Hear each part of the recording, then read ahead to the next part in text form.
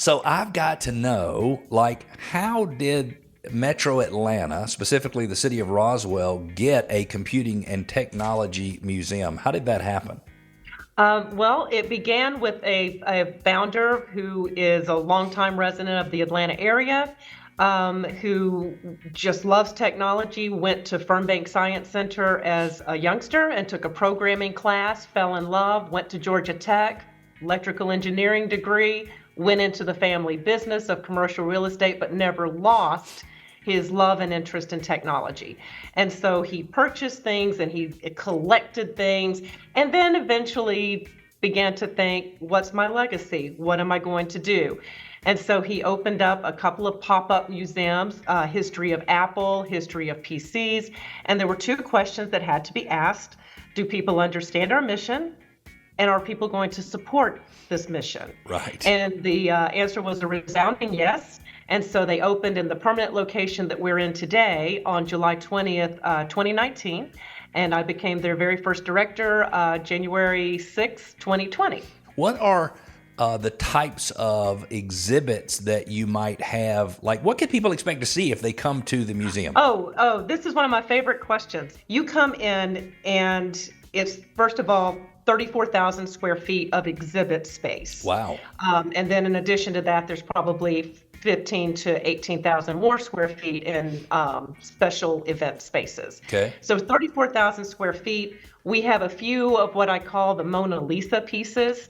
So we have an Apple One. Okay. And we have an Enigma. Might be the only Enigma to the public in the Southeast. I'm not positive, but I think so. So we also have some Cray ones. I was not familiar with this coming in, but these were some of the first supercomputers. So there's a segment of our population who really understand that history, and we want everyone to understand that history. And then the one that surprises a lot of people is we have a tribute to Apollo, and it's really become a greater space exhibit, computing and technology of space. And so in there we have an Apollo guidance computer, and there are probably less than 12 remaining in private and museum collections. Wow. In the world. It's my favorite because it's the favorite of the people I see come in. They have video game machines that are the first. They have the Motorola Odyssey. Ooh. They have an Atari 2600. Okay. And for a lot of kids have heard of it, but a lot of grown-ups who still have kid in them see that and they melt. I'll tell you one thing that I do like. I like where there are things that have stories that relate back to Georgia. There is a MITS Altair 8800. And MITS was a company based in Albuquerque, New Mexico. And the founder, a gentleman named Ed Roberts, who is Georgia background guy, founded this company out in Albuquerque. He called his buddy Paul Allen out in Seattle to figure out who he could get to write a basic compiler for his new machine in 1975. Okay. Paul Allen called his high school buddy who had just started Harvard and said, you got to come down here. We're going to form a company and create a compiler for this computer. That guy that left Harvard was Bill Gates. And they built the compiler for the MITS Altair 8800.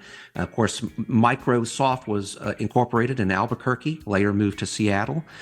They built compilers for IBM's mainframe, and by being associated with IBM, they were there when the call came for finding an operating system for the PC. In the meantime, Ed Roberts sold his company, moved to Georgia, got an MD, and became a country doctor. So it's interesting how one of the most iconic people in the world in computing had a connection with someone who had this Georgia background, and it all came. And so there are great stories. The Xerox Alto, the first graphical user interface. There's a Xerox Alto in there. That's where Steve Jobs stole the look and feel of the first Mac. Wow. And believe it or not, there was something that looked like a Mac in 1973. So this really lets kids feel like, wow, it looks modern, but wow, it came out a long time ago. So I feel these things are my favorites, but those game consoles, to me, they really do melt the heart when you see people go, oh, I had one of those.